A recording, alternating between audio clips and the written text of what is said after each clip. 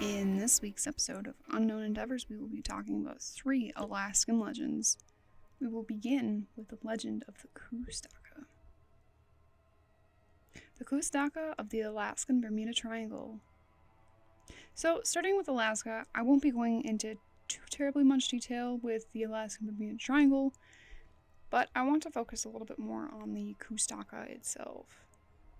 The legend begins, as many other legends do, with someone going missing and never being heard from or seen again. Sounds a little bit like a murder mystery, but lucky for us, this isn't it.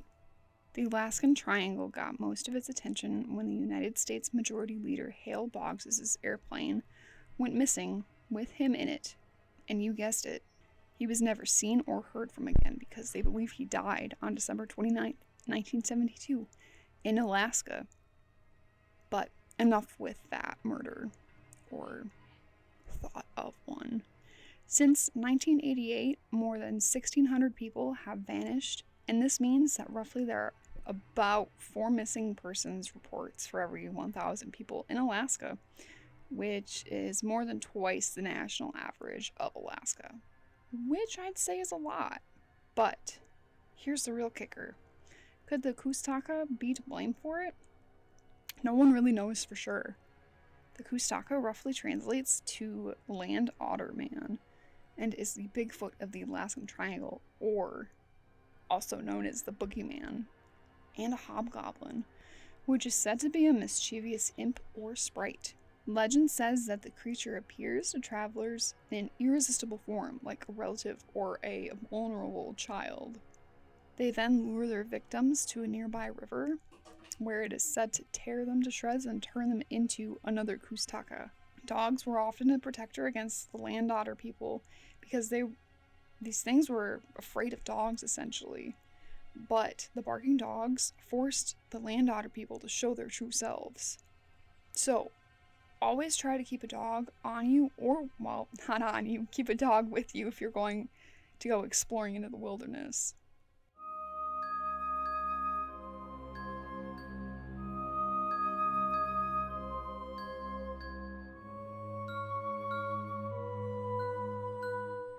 The Bushman is another form of Bigfoot. Yes, I know, 2 different Bigfoot in one episode. Shocker.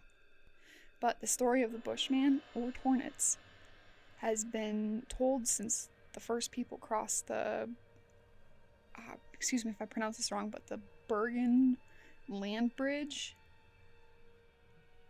Stories and sightings are reported globally, but the version in Alaska is known to be the most extreme one. They stand over 10 feet tall with shaggy, coarse hair and elongated arms. This foul-smelling ape-like creature is said to live in the tundra of the state. According to the Inuit people, the hairy man is descended from a species of creatures well known as the Tornets.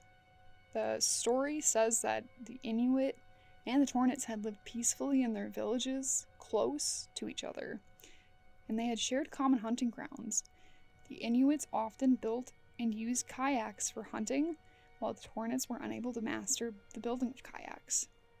They were very aware of the advantages of building and having a kayak, though. It was a way to get fish, and they couldn't master that trade.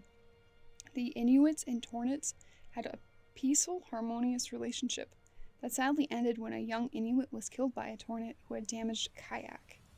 Ever since that happened, there have been hundreds of stories about hunters going missing and never being found, or their bodies eventually turning up mangled and destroyed altogether.